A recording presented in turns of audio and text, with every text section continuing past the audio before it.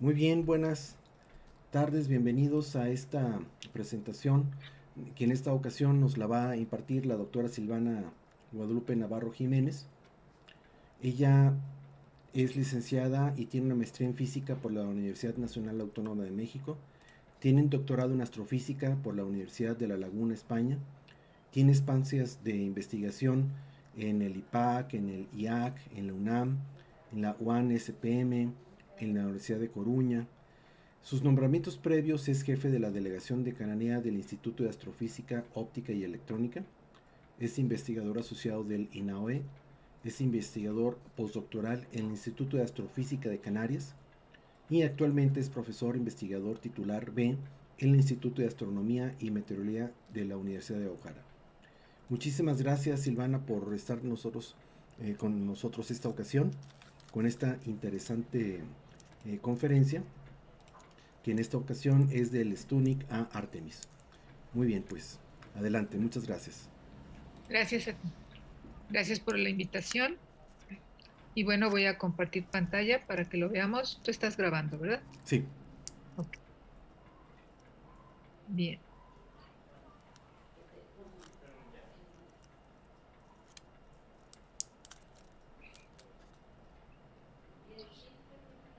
Bien, pues este año la Semana Mundial del Espacio está dedicada a la mujer en el espacio, por eso el logo en donde vemos, perdón, a varias figuras femeninas que, bueno, en otro momento hablaremos de ellas, pero hoy vamos a hablar de toda la trayectoria, ¿sí? Que ha seguido la humanidad en realidad y que empezó con el lanzamiento del Sputnik, ¿no? Y bueno, y también de la Semana Mundial del Espacio, claro. Entonces, primero, ¿por qué y para qué la Semana Mundial del Espacio? O sea, ¿qué vamos a ver? ¿Por qué esas fechas? ¿Por qué del 4 al 10 de octubre? Vamos a hablar un poquito del Sputnik, de los hitos en la carrera espacial y la llegada del hombre a la Luna, los satélites en la actualidad y los nuevos retos y misiones que están por llevarse a cabo, ¿no? A ver, bueno, ¿y por qué empezamos? ¿Por qué para qué la Semana Mundial del Espacio? Por el creciente interés en el espacio y los grandes avances que ha generado todo este, todo este desarrollo aeroespacial, ¿sí? La ONU decidió en 1999 declarar la semana del 4 al 10 de octubre como la Semana Mundial del Espacio, para, como cito textualmente, para celebrar cada año las contribuciones de la ciencia y la tecnología espaciales al mejoramiento de la condición humana. Este año con el tema de la mujer en el espacio. Bien, y bueno, como comentábamos, ¿por qué estas fechas? Bueno, el 4 de octubre de 1957 fue justo el día en que fue lanzado el primer satélite artificial, el Sputnik, ¿sí? Este satélite era muy pequeño, apenas más de medio metro, 58 centímetros de diámetro, tenía 4 antenas de 2.4 a 2.9 metros y pesaba 83 kilos, un poco más de 83. Su periodo orbital era de 96 minutos y estaba a una altura de entre 200 y 950 kilómetros. Realizaba mediciones de temperatura de la capa externa de la atmósfera. A eso se dedicó durante un tiempo, ¿no? Y bueno, perdón. Y el 10 de octubre, por el otro lado, pero 10 años después, de 1967, entró en vigor el Tratado por los principios que deben regir las actividades de los estados en la exploración y utilización del espacio extraterrestre, incluido la Luna y otros cuerpos celestes. Aquí ponemos, bueno, es una imagen de la publicación de este tratado. Aquí está, Tratado sobre los principios. ¿Sí? Y bueno, fue precisamente el 10 de octubre. Y bueno, regresando al Sputnik, las reacciones pues realmente fueron inmediatas, sobre todo en Estados Unidos, se imaginarán, eh, porque los soviéticos habían lanzado el primer satélite, ¿no? Bueno, en todo el mundo hubo gran revuelo. Este es un periódico en Guatemala que decía que se recibían las señales del satélite ruso pues en todos lados, también ahí. El ABC también en España, bueno, sí, daba, nombraba como acontecimiento histórico y trascendental, ¿no? Todo este lanzamiento del primer satélite. Y bueno, aquí tengo, a ver si se escucha, es la señal que decían que escuchaban. Y se oía, pues lo podían escuchar en cualquier, con cualquier receptor, ¿no? Y bueno, con eso inició la carrera espacial, porque Estados Unidos pues también tenía que lanzar algo, ¿no? Pero antes de eso, eh, en Rusia, perdón, en noviembre del 57 lanzó el Sputnik 2 y ahora con un ser vivo, con la perrita Laika a bordo, ¿sí? Entonces, ya para el siguiente año, perdón, 2 meses más tarde, Estados Unidos lanzó el satélite Explorer 1, cuyo objetivo era la detección de rayos cósmicos y llevaba a bordo un contador Geiger.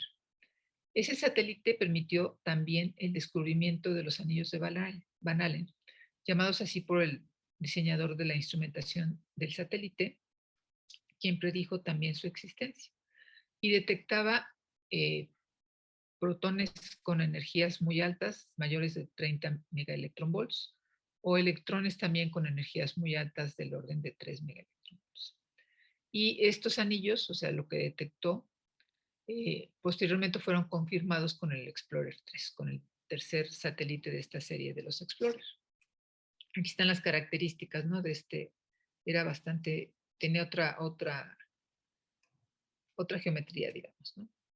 Bueno, estos son los anillos de Van Allen, un dibujo de los anillos de Van Allen, de lo que se esperaba, que son producidos precisamente por el campo magnético de la Tierra y las partículas energéticas que son atrapadas, ¿sí? En estas líneas de campo, ¿no? Entonces el Explorer, al atravesar estas líneas de campo, detectaba las partículas, ¿no? Bien, y bueno, con eso dio inicio la carrera espacial, como dijimos, y bueno, aquí vamos a mencionar algunos hitos de esta carrera espacial. Por ejemplo, en 1958 se lanzó SCORE, el primer satélite de comunicaciones, ¿sí? Lo lanzó Estados Unidos. Posteriormente, el Vanguard 2, primer satélite meteorológico diseñado para medir la distribución y cobertura de nubes, fue lanzado el 17 de febrero del 59. Y Rusia, por su parte, lanza la primera sonda de la serie Luna que llega a su objetivo. Antes había lanzado otra, pero la Luna 2 sí llegó. Lanzada el 11 de septiembre del 59 y se impacta con la Luna el 14 de septiembre del mismo año. ¿Sí? Pero bueno, se impacta, pero sí llegó. Posteriormente, bueno, en 1961, también los rusos lanzan, bueno, sube el primer hombre al espacio, Yuri Gagarin, y en 2 años después, la primera mujer, Valentina Tereshkova, ¿no? La segunda también fue rusa, pero casi 20 años después, Svetlana Savitskaya, ¿sí? Y justo 20 años después, Sally Ride de los Estados Unidos. Fueron las primeras mujeres en el espacio. Y la primera caminata espacial la llevó a cabo Alexei Leonov el 18 de marzo de 1965. Entonces, si bien, pues sí era una carrera ahí, ¿no? Posteriormente, Luna 9, la Unión Soviética lanza Luna 9, que es la primera sonda que logra un alunizaje, perdón, controlado, ¿sí? Fue lanzada el 31 de enero del 66 y aluniza el 3 de febrero del 67. Sí. No, aquí hay un error. Debe ser el mismo año. Debe ser el mismo año 66-66. Luego Venera 3, la primera sonda en llegar a otro planeta, Venus. Es así, salió el 16 de noviembre del 65 y llega el 1 de marzo del 66. Y por su parte, los estadounidenses también ya están trabajando con la serie Apolo y el Apolo 8 es la primera misión tripulada a la Luna. Antes no habían sido tripuladas, ¿no? Y esta misión llega a la cara oculta de la Luna del 21 al 27 de diciembre del 66, pero no descienden, solamente llega a la Luna y regresa. Y hasta el Apolo 11 es cuando sí alunizan y bajan a pues ya es la llegada del hombre a la Luna, ¿no? Todos lo han visto seguramente. Y posteriormente, el Mariner 9 es la primera sonda en orbitar Marte. Fue lanzada el 30 de mayo del 71 y llega a orbitar Marte el 14 de noviembre del 71. ¿Okay? Y bueno, mandó imágenes impresionantes, ¿no? Okay. Y bueno, en todo esto, en la NASA precisamente, pues había varias mujeres aportando en las misiones de la NASA. Ya todos, bueno, no todos, pero muchos han visto la película, y en donde se habla de 3 matemáticas que estaban trabajando ahí en la NASA y que fueron, bueno, una de ellas también es ingeniera, Mary Jackson, perdón, estaban trabajando y dos, bueno, las 3, trabajaban también en la determinación de las órbitas y de los parámetros que debía de tener o de seguir las naves para poder alunizar, y calculaban todo esto, ¿no? Eh, y bueno, ellas también fueron las primeras, ¿qué será?, usuarias de las computadoras que llegaron a la NASA, ¿no? Porque fueron las que se encargaron de realizar todos estos cálculos. Antes lo hacían, eran calculadoras humanas, digamos, y cuando llegaron las computadoras, pues fueron las que se dedicaron a utilizarlas, aprendieron a utilizarlas y a sacar provecho de ellas, ¿no? Bien, bueno, más adelante, ya para el 73, el Pioneer 10, perdón, fue la primera sonda en llegar a la órbita de Júpiter, y el Venera 9 nos mandó las primeras imágenes de otro planeta de Venus, ¿sí? En el 75. Aquí podemos ver algunas imágenes de las que mandó, que bueno, en esa época pues eran impresionantes, ¿no? Y bueno, ya para el 75 se acoplan estando en órbita las naves, las Soyuz 19 por parte de la Unión Soviética y Apolo 18 por parte de Estados Unidos, dando fin con ello, o sea, en teoría, a la carrera espacial y permitiendo realizar ya proyectos conjuntos, que pues simplemente las inversiones en todo esto, en satélites, en naves espaciales, pues sí lo ameritaban, ¿no? Porque sí es... Y bueno, ya para poder dar origen a lo que hoy conocemos como la Estación Espacial Internacional, ¿sí? Que bueno, tiene 2 segmentos, el estadounidense y el soviético, el ruso. Bien. Bueno, en cuanto a satélites, o sea, empezando con el Sputnik, pues ha habido una gran evolución, ¿no? Primero simplemente tenían algunos instrumentos científicos, pero llevaban muy, muy, muy limitada, ¿no? La carga que podían llevar, ¿no? Ahorita ya el incremento en la capacidad de carga útil ha permitido que puedan albergar muchísima mayor instrumentación científica, además de la reducción de los tamaños de la instrumentación, ¿no? Que actualmente ya es muy, muy pequeña. Ya podemos poner en un CANSAT varios sensores y mandar, no a la Luna, pero sí a órbitas pequeñas, digo bajas, perdón, algunos detectores, ¿no? De forma sencilla, sencilla entre comillas. Bueno, por otra parte, por ejemplo, el Sputnik y el Explorer llevaban sensores de temperatura, ¿no? Nada más, de emisores de radio, contadores Geiger, lo que comentábamos, ¿no? Actualmente se cuenta con sensores de diversas longitudes de onda, no solo en el visible, sino en infrarrojo, en radio, en rayos X, también sensores gravimétricos, perdón, sensores de temperatura además, mucho más precisos y sensibles, y bueno, una gran cantidad de instrumentación que es posible lanzar, ¿no? Y bueno, sin embargo, uno de los avances que ha permitido la evolución es tan eh, importante, ¿sí?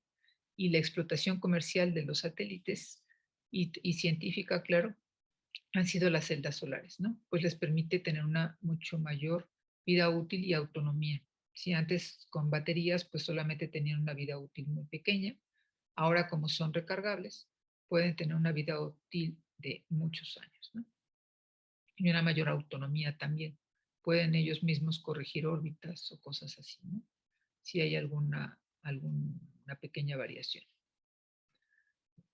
Y bueno, actualmente hay satélites de es una gran cantidad de satélites que existen ya en órbita, satélites de telecomunicaciones, meteorológicos, los GPS de posicionamiento global, satélites astronómicos, o sea, telescopios espaciales, satélites analizando contaminantes, satélites geodésicos, etcétera. O sea, hay una gran cantidad de satélites con muchas funciones, ¿no?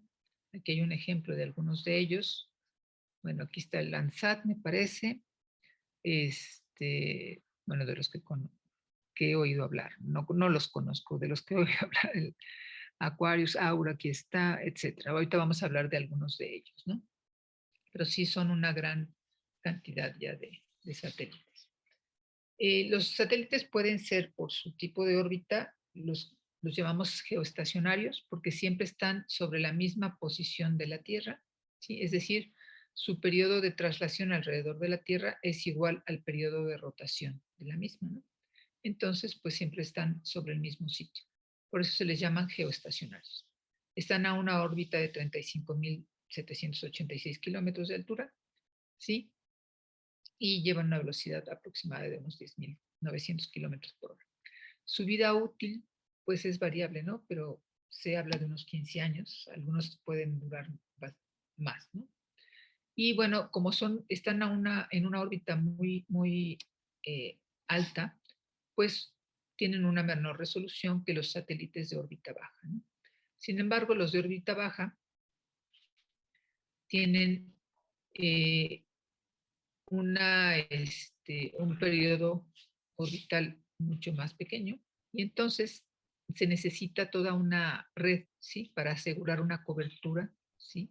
Es decir, no están siempre sobre el mismo lugar. Entonces, para poderse comunicar unos con otros se necesita tener una red, ¿sí? Para asegurar toda la cobertura de la Tierra, ¿sí? Eh, ¿Qué más? Están con una órbita por debajo de los anillos de Van Allen, o sea, aproximadamente unos 1.000 kilómetros, y necesitan menos energía, pero necesitan ser muchos más, ¿no? Los satélites GPS y cosas así son, bueno, no sé si son de este tipo, mejor no miento. Algunos de telecomunicaciones lo son. Bueno, aquí tenemos también por su utilidad, los satélites meteorológicos, por ejemplo, trabajan en diversas longitudes de onda, ¿no? Desde el visible y cercano infrarrojo, en donde detectan sistemas nubosos, tormentas, nieve, polución, etcétera. También hay otros que trabajan en el infrarrojo, es decir, con imágenes térmicas y detectan zonas calientes con alta probabilidad de incendio, por ejemplo, hacen seguimiento de incendios. Y otros que trabajan en radio, ¿no? Estos emiten señales y las reciben. Y pueden medir con ello la velocidad de las nubes y de otros objetos, o sea, de aviones, de barcos, bueno, de barcos no sé, pero de aviones sí, y de las nubes, ¿ok? Bien. Por su tipo de órbita, ya habíamos dicho, los satélites meteorológicos son geoestacionarios, como Meteosat, MTSat, este es de Japón, de Rusia está GOMS, en China tiene también varios satélites meteorológicos, GOES es un sistema de varios satélites, Meteosat es de la Unión Europea. Y los polares, ¿sí? Que debido a su menor altura proporcionan una mejor resolución, ¿sí? Estados Unidos tiene, Rusia tiene varios, y China e India. Esos están principalmente en órbitas polares. Bien. A ver si este funciona. Bueno, los satélites de geoposicionamiento, los GPS, ¿sí? Es todo un sistema de satélites que nos permiten localizar cualquier punto sobre la superficie de la Tierra, ¿sí? Entonces, para poder localizar muy bien, no es suficiente con que un satélite vea un punto de la Tierra. Necesitamos hacer una triangulación para poder saber exactamente dónde está ese punto y por eso se necesita cubrir con varios satélites, o sea, detectar cada punto, ¿no? Déjenme ver si esto funciona. Se supone que esto lo que va mostrando, bueno, va mostrando cómo se va moviendo este punto sobre la superficie de la Tierra y cómo van cambiando los satélites que van a detectar ese punto, ¿no? Y que pueden determinar, o sea, qué puntos, perdón, qué satélites ven ese punto y cómo se puede triangular su posición, ¿sí? Esta constelación de satélites son 24 satélites en 6 órbitas diferentes, es decir, son 4 por cada órbita y tienen diferente radio orbital. Perdón, tienen un radio orbital de 20.000 kilómetros y son 6 órbitas diferentes. O sea, si ven, este es 1, 2, 3, 4. Déjenme ver. 1, 2, 3, 4, 5 y la sexta es esta. ¿Sí? Son 6 órbitas y 4 en cada uno. 4 satélites, pues, en cada una de estas órbitas. Por su parte, el sistema Galileo sí es también es un sistema de satélites de geoposicionamiento, ese es el europeo, y tiene 30 satélites en 3 órbitas, ¿sí? Este se encuentra a 23.000 kilómetros. Y bueno, hace exactamente lo mismo, cada punto tiene que estar siendo observado, digamos, por más de 3 satélites. Generalmente son 4 o más los satélites que pueden estar en conexión con ese punto, ¿no? Bien, bueno, en cuanto a los telescopios espaciales, pues bueno, todos conocemos el Hubble y las fabulosas imágenes que ha logrado captar, ¿sí? Y bueno, ¿por qué necesitamos telescopios fuera de la superficie terrestre? Eso se debe a que nuestra atmósfera absorbe una fracción muy importante del espectro electromagnético. Es necesario tener estos telescopios fuera de la atmósfera para poder observar, por ejemplo, en ultravioleta, en infrarrojo lejano, en rayos X, en rayos gamma, ¿no? Entonces, por eso es necesario mandar estos satélites, telescopios espaciales más bien, fuera de la atmósfera de la Tierra, ¿no? El Hubble es uno de ellos, pero hay bastantes más. Bueno, esta es una imagen del Hubble que es impresionante, ¿sí? Son 2 nubes moleculares con formación estelar, ¿no? Aquí se ve, digamos, la zona en donde están naciendo las estrellas, ¿no? Sabemos eso porque se observan zonas muy brillantes, o sea, que están siendo iluminadas por objetos muy, muy calientes que son estrellas recién formadas, ¿sí? Y bueno, depende de la longitud de onda, es lo que se observa, ¿no? Bien. Otros telescopios espaciales, aparte del Hubble, que observa en el visible, en ultravioleta y en el cercano infrarrojo. Está el Spitzer, que observa en infrarrojo, el Herschel, en el lejano infrarrojo, Chandra, que está observando en rayos X, y el James Webb, que esperemos que ya pronto esté trabajando en el cercano y en el infrarrojo medio y más o menos cercano. Bueno, esta es una imagen del James Webb, ¿no? De lo que se está armando pues del James Webb. Es un telescopio, va a tener un telescopio un espejo de 6,5 metros de diámetro, ¿sí? Formado por 18 segmentos hexagonales de 1,3 metros cada uno. Y bueno, se esperan muchos resultados interesantes y muy importantes de este telescopio. En cuanto, a ver, no sé si se ve bien esto, pero son los satélites que están monitoreando los contaminantes. Si esto da una secuencia de satélites, perdón, que no me puedo acercar. Está Calypso, está Aqua, está Aura, ¿sí? Y bueno, es toda una serie de satélites, ¿no? Algunos de ellos van en parejas recorriendo en la misma órbita. Hay 2 o 3 que están siguiendo la misma órbita para poder ver variaciones temporales en cada punto, ¿no? Aura, por ejemplo, está midiendo el ozono y la calidad del aire. CloudSat es dedicado a observar el clima, la lluvia, nieve, etcétera. Calypso está observando aerosoles. Aqua, pues los océanos, la tierra, atmósfera y biosfera en general. Hay un satélite, también este satélite GECOM W1 está midiendo ozono también y otros gases, y OCO2 está midiendo CO2 y es un observatorio pues en órbita que está midiendo el CO2 en nuestro planeta. monitoreándolo, ¿no? Y bueno, también existen los satélites geodésicos. Esos satélites miden con gran precisión la forma de la Tierra y pueden realizar un mapeo muy preciso de ella. Eh, bueno, aquí está Jason 3, es un altímetro de radar para determinar la altura de océanos con precisión de 3 centímetros. ¿Sí? ISAT es precisamente para las zonas de hielo, ¿sí? Y también para nubes, ¿sí? Y para determinar la altura, la elevación de los terrenos, ¿sí?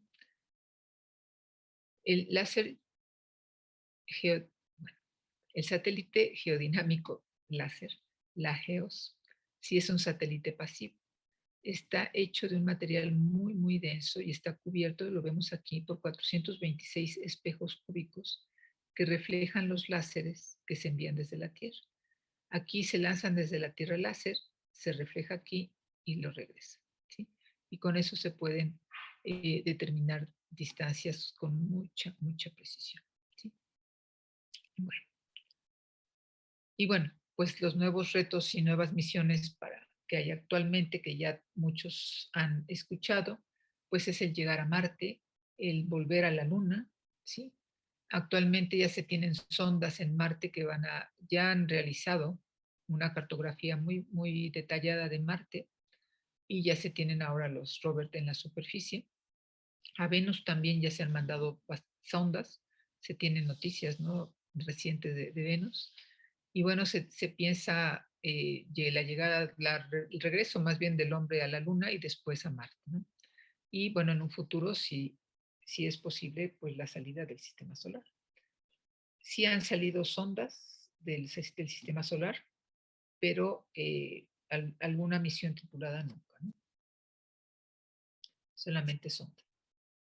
Y bueno, el llegar a Marte, pues ya se tiene, como les comentaba, la cartografía del Marte. Ahora está el rover en la superficie de Marte mandando imágenes continuamente. Y, a ver, vamos a pasar a otra. Aquí está. Estas son algunas de las imágenes que se están mandando, que se están recibiendo, perdón, aquí en la Tierra, de la superficie de Marte, ¿no? Es más, ahorita hay una cámara que está enviando imágenes continuamente, ¿sí? Esta es la situación del rover, aquí está señalado. Eso fue en julio del 2020. Y ha visto desde la base de Monshar. Okay. Ahora, esta es otra de las imágenes. Esto es un mosaico de varias imágenes. Y lo que tengo más adelante es algunas de las que están de la cámara del rover, que está, bueno, el Perseverance, o sea, el rover Perseverance es el que está actualmente, que llegó a Marte el 18 de febrero del 2021 y está transmitiendo en directo imágenes. Esta es la liga, y bueno, cuando entre a esa liga se ven estas imágenes, ¿no? Este tipo se está girando 360 grados y está mandando imágenes, ¿no?, de la zona. Entonces, si bien son impresionantes las imágenes que está mandando, ¿no?, continuamente. Bueno, y además de los múltiples estudios que se están haciendo de la superficie, ¿no?, del planeta. Y bueno, finalmente Artemis, que es la misión que se está planeando para el regreso a la Luna. En principio tiene varias etapas. El Artemis 1, que será una nave no tripulada que llegará a la Luna y regresará. Y están probando, entre otras cosas, los cohetes que van a lanzar estas unidades, que van a ser reutilizables, no como algunos que llegaban, se usaban una vez y ya, ¿no? Ahora ya van a tratar de hacerse reutilizables estos cohetes, al menos parcialmente. Y el Artemis 2, por ejemplo, ese sí ya va a ser una nave tripulada. Y el Artemis 3 se supone que va a ser el que va a llevar la primera mujer a la Luna, ¿no? Y bueno, ya se piensa continuar, o sea, los planes es continuar desde Artemis 3, dejar un, un elemento, ¿cómo se llama?, un módulo orbitando la Luna en una órbita muy excéntrica. Aquí esta es la Luna, es una órbita muy excéntrica, es decir, se acerca mucho a la Luna y se aleja. y esto se queda orbitando para que nuevas naves puedan llegar a acoplarse a estas y ahí dejar este material o bajar material, subirlo y después regresar a la Tierra. O sea, es mucho más sencillo desde una estación espacial que desde la superficie, ¿no? No hay que estar alunizando y despegando a cada momento, sino simplemente a la estación espacial y solamente en caso de ser necesario, pues bajan a la Luna, ¿no? Perdón. Y esto es con la idea de tomarlo como una escala, digamos, para a partir de ahí poder llegar a Marte. Aquí está esto. ¿Y por qué? Bueno, de la Tierra a la Luna, pues son 240.000 millas, ¿sí? Y no es la distancia pues, que se hace en 3 días, la distancia tan enorme que nos separa de Marte que se necesitan 6 meses para llegar. Entonces, pues va a ser la primera prueba, cómo se comportan y cómo se puede, bueno, no solamente el ser humano, sino también las naves, ¿sí? Cómo si puede tomarse como una primera escala la Luna y a partir de esa estación espacial salir hacia Marte. Y bueno, pues esa sería la misión Artemis hasta ahorita, ¿no? Y pues es todo. Muchísimas gracias. Y si hay preguntas, me imagino que por chat cuando la podremos contestar, ¿no? Así es, las vamos a estar canalizando a tu correo, que ahorita lo voy a compartir. Y si gustas, por favor, dejar de compartir para entrar a Claro pantalla que sí. y entrar a un tema un poco más personal, eh, este, con respecto a tu experiencia, de cómo te ha resultado el camino a llegar a ser la científica tan exitosa. ¿Qué recomendación les podrías dar? Yo recuerdo vívidamente la ocasión en donde nos diste una conferencia al respecto. Bueno, no exactamente este tema, pero de la mujer hacia el espacio y platicaste sobre tus investigaciones con redes neuronales y toda esta parte. Y lo que me quedo es esta muy, muy, muy grata imagen de las muchachas acercándote a ti, eh, que tu conferencia duró como unos 40 minutos, pero no te dejaron ir por media hora, ¿verdad? Entonces, ¿por qué? Porque pues quieren ver, ¿verdad? Quieren saber las muchachas cómo le hacen, cómo le haces, cómo le hiciste y cómo le hace una mujer, dado precisamente las situaciones que en muchas ocasiones no son tan favorables. Sí, ya sabes, pues el desafortunado machismo y toda esta forma de pensar que de alguna manera pueden ir programando a nuestras chicas. Entonces platícanos, por favor, cómo ha sido tu eh, desarrollo en ese sentido, lo que se pueda, lo que nos puedas compartir. Pues mira, yo me considero muy afortunada porque realmente no tuve grandes problemas para poder dedicarme a lo que me gustaba. Mi madre siempre bueno, me apoyó en lo que quisiera estudiar. En la universidad nunca tuve problemas por el hecho de ser mujer. Me he visto apoyada por mi esposo ahora, desde que nos conocimos, ¿sí? Entonces, realmente soy afortunada, pero soy consciente de que no todos tenemos esa fortuna.